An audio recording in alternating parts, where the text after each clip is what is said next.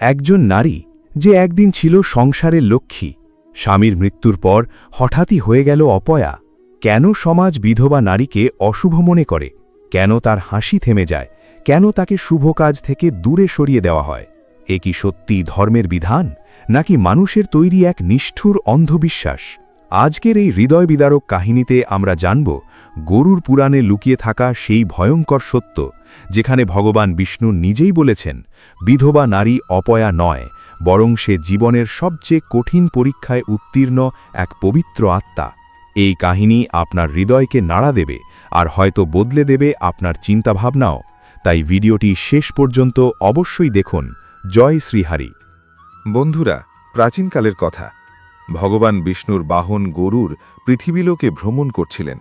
আকাশ থেকে দৃষ্টি ফেলতে ফেলতে তিনি একটি ছোট্ট গ্রামে এক অত্যন্ত বেদনাদায়ক দৃশ্য দেখলেন। এমন এক দৃশ্য যা তার দিব্য হৃদয়কে ভেতর পর্যন্ত নাড়িয়ে দিল। এক বিধবা নারী, যার নাম ছিল নন্দিনী, তার চোখ অশ্রুতে ভরা, সাধারণ পোশাক পরা, কপাল থেকে সিঁদুর মুছে গেছে। সে বাড়ির এক কোণে দাঁড়িয়েছিল, যেন সেই বাড়ির কাছে তার অস্তিত্বই এক বোঝা হয়ে উঠেছে। ঠিক তখনই তার শাশুড়ি কঠোর স্বরে বলল, দূরে সরে যা, তোর থাকার কারণে বাড়িতে অশুভ ছড়ায়। সকাল সকাল তোর মুখ দেখলে সারাদিন খারাপ যায়। ননদ তাচ্ছিল্যের সঙ্গে বলল, এ আমার ভাইকে খেয়ে ফেলেছে। পাড়ার মহিলারাও ফিসফিস করে বলতে লাগল, একে কোনো শুভ কাজে ডাকবে না, এর ছায়াও অমঙ্গল ডেকে আনে। নন্দিনী সবকিছু চুপচাপ শুনে গেল। সে কাউকে কোনো উত্তর দিল না, কারোর বিরোধও করল না, শুধু নীরবে নিজের আঁচলে চোখের জল লুকিয়ে নিল। যে বাড়িটিকে সে একদিন নিজের বলে ভেবেছিল, আজ সেই বাড়ি তাকে পর করে দিয়েছে। যাকে একসময় লক্ষ্মী বলা হতো, আজ তাকেই অপয়া বলা হচ্ছে। এসব দেখে গরুরের হৃদয়ে দয়া ও ক্রোধে ভরে উঠল। তিনি বললেন, আহা, এ কেমন বিদ্রূপ! যে নারীকে গতকাল পর্যন্ত শুভ মনে করা হতো, আজ সেই কিভাবে অশুভ হয়ে গেল? তার দৃষ্টি করুণায় ভরে উঠল। তিনি সঙ্গে সঙ্গে তার বিশাল ডানা মেলে আকাশ চিঁড়ে ক্ষীরসাগরের দিকে রওনা হলেন। ক্ষীরসাগর ছিল শান্ত ও দিব্য। শেষনাগের উপর ভগবান বিষ্ণু বিরাজমান ছিলেন। চারদিকে অপার দিব্য আলো ছড়িয়ে পড়েছিল। গরুর সেখানে পৌঁছে হাত জোড় করে ভগবানের চরণে প্রণাম করলেন এবং গভীর ভাব নিয়ে দাঁড়িয়ে রইলেন। কিছুক্ষণ নীরব থাকার পর তিনি নিজের বেদনা প্রকাশ করলেন। হে প্রভু, আমি আপনাকে একটি গুরুতর প্রশ্ন করতে চাই। আমি পৃথিবীলোকে এক নির্দোষ নারীর উপর অত্যাচার হতে দেখেছি। প্রভু, আমি দেখি পৃথিবীর মানুষ সোহাগিনী নারীদের কত সম্মান করে। সোহাগিনীর পদচারণাকে লক্ষ্মীর আগমন মনে করা হয়, তাদের উপস্থিতিকে গৃহের মঙ্গল ধরা হয়। কিন্তু প্রভু, যখন সেই নারী বিধবা হয়ে যায়, অর্থাৎ শুধু তার ভাগ্য বদলে যায়, তার হৃদয় নয়, তখন হঠাৎ সমাজের আচরণও কেন বদলে যায়? কেন তাকে অপয়া বলা হয়? কেন তার চোখের জলকে অশুভ মনে করা হয়? কেন সকালে তার মুখ দেখা অমঙ্গল ধরা হয়? আর কেন তাকে শুভ কাজ, হোমযজ্ঞ, বিবাহ ও উৎসব থেকে দূরে রাখা হয়? প্রভু, এটা কি আপনারই আদেশ? ঈশ্বরের দৃষ্টিতে কি একজন নারীর পবিত্রতা শুধু তার স্বামীর উপস্থিতির ওপর নির্ভর করে? আর যারা বিধবা নারীদের ওপর অত্যাচার করে, মৃত্যুর পরে তারা কি শাস্তি পায়? গরুরের এই কথাগুলো শুধু প্রশ্ন ছিল না, এটা ছিল পৃথিবীর প্রতিটি নির্যাতিতা নারীর আর্তনাদ, যা ভগবানের কাছে পৌঁছে যাচ্ছিল। তার কণ্ঠে ছিল দুঃখ, যন্ত্রণা এবং এমন এক করুণা যা স্বয়ং ভগবানের হৃদয়কেও স্পর্শ করতে পারে। ভগবান বিষ্ণু ধীরে ধীরে নিজের চোখ খুললেন এবং করুণা ভরা দৃষ্টিতে গরুরের দিকে তাকালেন। তার চোখে ছিল সৃষ্টির সমস্ত যুগের জ্ঞান আর মানুষের মূর্খতার প্রতি গভীর বেদনা। গভীর অথচ কোমল কণ্ঠে তিনি বললেন, হে বিনতাপুত্র গরুর, এটা আমার আদেশ নয়। আমি কোনো নারীকে অপয়া বলি না। আমি তার 16 শৃঙ্গার দেখে তার পবিত্রতা বিচার করি না। মানুষ নিজেদের ভয়, বিভ্রান্তি ও স্বার্থ থেকে এই নিষ্ঠুর প্রথাগুলো সৃষ্টি করেছে। এগুলো আমার ইচ্ছা নয়, বরং মানুষের অজ্ঞতা ও অন্যায়ের ফল। গরুর মনোযোগ দিয়ে সব শুনছিলেন। তার হৃদয়ে ওঠা সন্দেহগুলো ধীরে ধীরে শান্ত হতে শুরু করল। কিন্তু তিনি এখনও জানতে চেয়েছিলেন, সত্য কি আর ন্যায় কি? তখন ভগবান শ্রীহরি বললেন, হে গরুর, তোমার হৃদয়ে যে বেদনা রয়েছে তার উত্তর শুধু কথায় পাওয়া যাবে না। আমি তোমাকে এমন একটি কাহিনী শোনাব যা এই সত্য স্পষ্ট করে দেবে যে ঈশ্বর কোনো নারীর পবিত্রতাকে তার শৃঙ্গার বা সামাজিক অবস্থান দিয়ে বিচার করেন না, বরং তার হৃদয়, তার কর্ম এবং তার আত্মার পবিত্রতা দিয়েই বিচার করেন। ভগবান তার হাত সামনে বাড়িয়ে দিলেন। ক্ষীরসাগরের শান্ত জল হঠাৎ এক উজ্জ্বল আলোর ধারায় পরিণত হল। সেই আলোর মধ্যে এক নারীর জীবন কাহিনীর মতো ফুটে উঠতে লাগল। গরুর সেই জলের মধ্যেই পুরো দৃশ্য দেখতে পেলেন। তারপর ভগবান শ্রীহরি বললেন, হে গরুর, প্রাচীনকালে এক সুন্দর ও সমৃদ্ধ নগরে নয়না নামে এক নারী বাস করত। সে ছিল অত্যন্ত সরল, কোমল হৃদয়ের এবং ধর্মপরায়ণা। তার মুখে সর্বদা শান্তির ছাপ থাকত, আর তার চোখে ছিল স্নেহের ঝলক। তার স্বামী ধবল ছিল সাহসী, পরিশ্রমী ও ধর্মনিষ্ঠ পুরুষ। তাদের জীবন ছিল সাধারণ, কিন্তু তাদের ভালোবাসায় ছিল সত্যতা ও আত্মনিবেদন। যখন নয়না সোহাগিনী ছিল, তখন বাড়িতে তাকে অত্যন্ত সম্মান করা হতো। শাশুড়ি তাকে ঘরের লক্ষ্মী বলত, ননদ হাসি মুখে তার সঙ্গে কথা বলত, প্রতিবেশীরাও তার স্বভাবের প্রশংসা করত। বাড়িতে যখনই কোনো শুভ কাজ হতো, নয়নাকে সবার আগে ডাকা হতো। তার হাত দিয়েই পূজা করানো হতো। সবাই বলত, এ আমাদের ঘরের লক্ষ্মী। নয়নাও নিজের সমস্ত কর্তব্য মন দিয়ে পালন করত। সে তার স্বামী, শাশুড়ি এবং পুরো পরিবারের সেবায় সর্বদা নিয়োজিত থাকত। কিন্তু হে গরুর, সময় কখনো একরকম থাকে না। একদিন ধবল ব্যবসার কাজে বাইরে গেল। পথে দস্যুরা কাফেলার উপর আক্রমণ করল। ধবল সাহস দেখিয়ে নিরপরাধ যাত্রীদের রক্ষা করল, কিন্তু নিজে গুরুতরভাবে আহত হল। রক্তে ভেজা দুর্বল শরীর নিয়ে সে শেষবার আকাশের দিকে তাকাল এবং নয়নার নাম উচ্চারণ করল, আর সেই মুহূর্তেই তার প্রাণ দেহত্যাগ করল। যখন এই সংবাদ বাড়িতে পৌঁছল, তখন যেন সব কিছু থেমে গেল। নয়না স্তব্ধ হয়ে গেল। তার চোখ দিয়ে জলও বেরোল না, যেন তার অন্তরের জগৎটাই শূন্য হয়ে গেছে। যার সঙ্গে সে জীবনের স্বপ্ন দেখেছিল, যার সঙ্গে সুখ দুঃখ ভাগ করে নিয়েছিল, সে এক মুহূর্তেই তাকে ছেড়ে চলে গেল। এখানে ভগবান বিষ্ণু কিছুক্ষণ থামলেন এবং গরুড়ের দিকে তাকিয়ে বললেন, হে গরুড়, এখান থেকেই একজন নারীর আসল পরীক্ষা শুরু হয়। ক্ষীরসাগরের জলে দৃশ্য আরও গভীর হয়ে উঠল। ঢেউয়ের মধ্যে আবার নয়নার জীবন ভেসে উঠল, কিন্তু এবার তার মুখে আগের সেই শান্তি ছিল না। তার পুরো পৃথিবী বদলে গিয়েছিল। ভগবান বিষ্ণু গম্ভীর স্বরে বললেন, ভগবান বিষ্ণু গম্ভীর স্বরে বললেন, বিধবা হওয়ার সঙ্গে সঙ্গেই নয়নায় জীবন সম্পূর্ণ বদলে গেল। ধবলের চিতার ছাই তখনও ঠান্ডা হয়নি, অথচ বাড়ির লোকেদের আচরণ মুহূর্তের মধ্যেই বদলে গেল। যেখানে আগে বলা হতো এর মুখ দেখলে দিন শুভ হবে, এখন সেই মানুষগুলোই ফিসফিস করে বলতে লাগল, সকাল সকাল এর মুখ দেখে ফেলেছি, আজকের কাজ নষ্ট হবে। কিছুদিনের মধ্যেই যে নারীকে ঘরের লক্ষ্মী বলা হতো, সেই নয়নাকেই পূজা থেকে দূরে সরিয়ে দেওয়া হলো।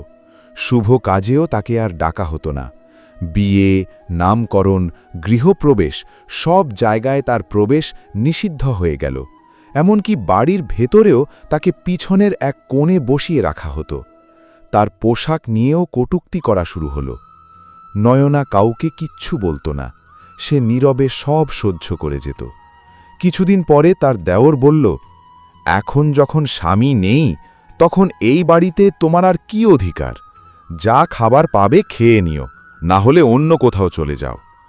যে শাশুড়ি একসময় তাকে মেয়ের মতো ভালোবাসত, সেও এখন বলতে লাগল, বিধবার ঘরে থাকা অশুভ, তোর জন্যই এই বাড়ির লক্ষ্মী রেগে গেছে। প্রতিবেশীরাও যারা একসময় সম্মান করত, এখন মুখ ফিরিয়ে নিতে লাগল। কুঁয়ো থেকে জল আনতে গেলে মহিলারা কানে কানে বলত, ওর দিকে তাকিও না, সোহাগিনীরা যেন ওর মুখ না দেখে। এসব শুনে নয়নার হৃদয়ে ভেঙে চুরমার হয়ে গেল। তবুও সে কারোর বিরুদ্ধে একটি কথাও বলল না। দিন কেটে যেতে লাগল। নয়না কষ্টের মধ্যেই জীবন টেনে নিয়ে চলল। একদিন তার দেওর তাকে বাড়ি থেকে বের করে দিয়ে বলল, আমরা আর বোঝা টানতে পারব না, তুই যেখানে খুশি চলে যা। সেই রাতেই একা ক্ষুধার্ত চোখ ভরা জল নিয়ে নয়না বাড়ির বাইরে বসে রইল। কেউ তাকে ভেতরে ডাকল না। আকাশে বিদ্যুৎ চমকাল, প্রবল বৃষ্টি নামল। ঠান্ডায় কাঁপতে কাঁপতে সে সারা রাত কেঁদে কাটাল। নয়না ছিল অনাথ, তার বাবা মা ছোটবেলাতেই মারা গিয়েছিল। থাকার মতো তার আর কোনো আশ্রয়ও ছিল না। এই দৃশ্য দেখে গরুরের শরীর ক্রোধে কাঁপতে লাগল। তিনি ভগবান বিষ্ণুকে বললেন, প্রভু, এমন নির্দোষ নারীর সঙ্গে এত অত্যাচার কিভাবে হতে পারে? আর যারা তাকে কষ্ট দেয় তারা মৃত্যুর পরে কি শাস্তি পায়? ভগবান বিষ্ণুর চোখে তখন কঠোর ন্যায়ের জ্যোতি জ্বলে উঠল। তিনি বললেন, হে গরুর, যারা বিধবাদের কষ্ট দেয়, অনাথদের অপমান করে এবং দুর্বলদের কাঁদায়, তারা মৃত্যুর পরে রৌরব নরকে পতিত হয়।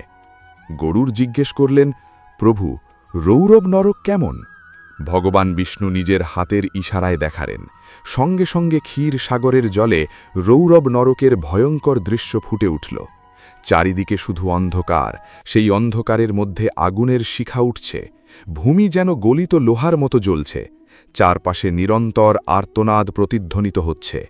আগুনের শিখা থেকে ভয়ঙ্কর রূপধারী রুরু নামের পিশাচেরা বেরিয়ে আসছে, যারা পাপীদের ছিঁড়ে ছিঁড়ে খাচ্ছে। ভগবান বিষ্ণু বললেন, এটাই সেই নরক যেখানে পাপীরা নিজেদের কর্মের ফল ভোগ করে। বিধবাদের উপর অত্যাচার করা ব্যক্তি এখানে শত শত বছর ধরে যন্ত্রণা ভোগ করে। তাকে সেই একই কষ্ট অনুভব করানো হয় যা সে পৃথিবীতে কোনো নারীর উপর চাপিয়ে দিয়েছিল। যে বিধবাকে ঘর থেকে বের করে দেয়, তাকে অপয়া বলে, তার খাবারের অংশ কেড়ে নেয়, তার অস্তিত্বকে অপমান করে কিংবা তার অসহায় অবস্থাকে উপহাস করে, তারা সবাই রৌরব নরকের অগ্নিকুণ্ডে নিক্ষিপ্ত হয়।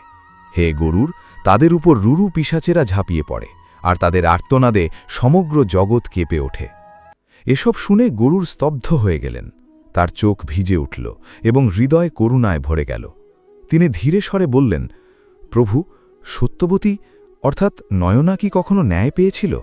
ভগবান বিষ্ণু মৃদু হেসে বললেন, হে গরুর, সেটাই এখন বলছি। পরদিন সকাল হল, বৃষ্টি থেমে গিয়েছে। নয়না শেষবারের মতো সেই বাড়িটির দিকে তাকাল যাকে সে একদিন নিজের পরিবার ভেবেছিল। তার চোখে জল ছিল, হৃদয়ে ছিল অসংখ্য অভিযোগ। সে নিঃশব্দে গ্রাম ছেড়ে বেরিয়ে গেল। তীব্র রোদে তার পা পুড়ে যাচ্ছিল, কিন্তু তার হৃদয়ের যন্ত্রণা ছিল তার থেকেও বেশি দহনকারী। সে হাঁটতেই থাকল, না কোনো দিশা, না কোনো আশ্রয়। জঙ্গলের ধারে পৌঁছতেই ক্লান্তি তাকে ঘিরে ধরল। ঠিক তখনই দূরে একটি শান্ত আশ্রম চোখে পড়ল। চারদিকে গাছপালা, নদীর কলকল ধ্বনি আর পাখিদের গান সব মিলিয়ে যেন একটি শান্তির আলয়। আশ্রমের মহর্ষি বাইরে বসেছিলেন। নয়না ধীরে কণ্ঠে বলল, গুরুদেব, আমার এই পৃথিবীতে আর কেউ নেই। মহর্ষি তার কাছে এসে মাথায় হাত রেখে বললেন, যার কেউ থাকে না তার শ্রীহরি থাকেন। আজ থেকে তুমি আমার মেয়ে, এই আশ্রমই তোমার বাড়ি। এই কথাগুলো নয়নার ভাঙা হৃদয়ে প্রথমবারের মতো মলমের মতো লাগল। সে আশ্রমেই থাকার সিদ্ধান্ত নিল। দিন কেটে যেতে লাগল। নয়না আশ্রমে অত্যন্ত সরল ও সেবাময় জীবনযাপন করতে লাগল। সে অতিথিদের জল দিত, গোশালার সেবা করত, শিশুদের শিক্ষা দিতে সাহায্য করত, ঋষির জন্য আহার প্রস্তুত করত এবং আশ্রমের অন্যান্য নারীদের সঙ্গে পরোপকারের কাজ করত। ধীরে ধীরে সবাই তাকে ঋষির দত্তক কন্যা বলতে শুরু করল। তার মনের বেদনা আস্তে আস্তে মুছে যেতে লাগল। অবশেষে সে এমন এক স্থান খুঁজে পেল যেখানে তাকে সম্মান করা হতো, যেখানে কেউ তাকে অপয়া বলত না। বহু বছর পরে যখন নয়না বৃদ্ধ হয়ে গিয়েছিল, এক সকালে সে ঋষিকে বলল, গুরুদেব, আমার মনে হচ্ছে আমার সময় পূর্ণ হয়ে এসেছে। মহর্ষি তাকে বসালেন, মন্ত্রোচ্চারণ করলেন এবং বললেন, মা, তুমি যত কষ্ট সহ্য করেছ ততটাই সহনশীলতা ও করুণাও ধারণ করেছ। তোমার পথ এখন আলোর দিকে। নয়না শান্ত হাসি নিয়ে ধীরে ধীরে চোখ বন্ধ করল এবং সেই মুহূর্তেই দেহত্যাগ করল। আশ্রমে এক অপূর্ব দিব্য সুগন্ধ ছড়িয়ে পড়ল। পাখিরা মধুর সুরে গান গাইতে লাগল। আকাশ পরিষ্কার হয়ে উঠল। এটা ছিল সেই ইঙ্গিত, এক পবিত্র আত্মা পৃথিবীর সীমা ছাড়িয়ে চলে গেছে। যেই নয়নার আত্মা দেহত্যাগ করল, সঙ্গে সঙ্গে দুই উজ্জ্বল দেবদূত আবির্ভূত হলেন। তাদের শরীর সোনার মতো দীপ্তিময় ছিল এবং চারদিকে পদ্মের সুগন্ধ ছড়িয়ে পড়ছিল। তারা বললেন, হে নয়না, তোমাকে কোনো নরকের স্পর্শও করতে হবে না। তোমার হৃদয় ছিল পবিত্র, তোমার কর্ম ছিল নির্মল। এসো, স্বর্গলোকে চলো। নয়না বিস্ময়ে জিজ্ঞেস করল, আমি কি সত্যিই এই যোগ্যতা রাখি? দেবদূতেরা বিনম্র কণ্ঠে বললেন, দেবী, আপনার তপস্যায় সেই শক্তি রয়েছে, আপনার হৃদয়ে সেই পবিত্রতা রয়েছে, যার জন্য আপনি বিষ্ণুলোকের অধিকারিণী। তারা তাকে উপরে নিয়ে গেলেন। চারদিকে দিব্যি আলোয় ভরা পথ যেন মেঘের উপর দিয়ে চলেছে। গন্ধর্বরা বীণা বাজাচ্ছিলেন, অপ্সরারা খুল বর্ষণ করছিল, সুগন্ধি বাতাস বইছিল। নয়না মুক্ত হয়ে গিয়েছিল সেই পৃথিবী থেকে যেখানে সে শুধু অপমান পেয়েছিল। এখন সে এমন এক লোকের অধিবাসী যেখানে কোনো ভেদাভেদ নেই। স্বর্গে নয়নার আগমনের পর পুরো লোক তার তপস্যা ও পবিত্রতায় উজ্জ্বল হয়ে উঠল। তার চরণের নিচে স্বর্গীয় পদ্ম স্বয়ং ফুটে উঠতে লাগল। তার মুখে ছিল এমন এক শান্তির জ্যোতি যা দেখে অপ্সরারাও বিস্মিত হয়ে উঠল। ভগবান বিষ্ণু দেবতাদের ডেকে বললেন, হে নয়না, এ হল নয়না যে পৃথিবীতে অপমান সহ্য করেও ধর্মপথ থেকে বিচ্যুত হয়নি। আমি একে ধৈর্য দীপ্তি উপাধিতে ভূষিত করছি। সেই মুহূর্তেই নয়নার রূপ দিব্যি আলোয় পরিবর্তিত হয়ে গেল। তার মাথার উপর এক উজ্জ্বল জ্যোতির্মণ্ডল ফুটে উঠল। দেবতারা তাকে প্রণাম করলেন। নারদমুনি বললেন, হে দেবী, আপনার তপস্যা শত শত যজ্ঞের থেকেও মহান। নয়না হাত জোড় করে বলল, প্রভু, আমার কোনো পদ বা সম্মান চাই না, আমি শুধু আপনার চরণে থাকতে চাই। এরপর গরুর দেব হাত জোড় করে শ্রীহরিকে জিজ্ঞেস করলেন, প্রভু, যারা নয়নার উপর অন্যায় করেছিল তারা কখন এবং কিভাবে তাদের কর্মফল পেল? ভগবান বিষ্ণু মৃদু হেসে বললেন, হে গরুর, কর্মফল অবশ্যম্ভাবী। মানুষ যেমন কর্ম করে তেমন ফল একদিন অবশ্যই পায়। কারো চোখের জল কখনো বৃথা যায় না। নয়নাকে ঘর থেকে বের করে দেওয়ার পর থেকেই তার শাশুড়ি অসুস্থ থাকতে শুরু করল।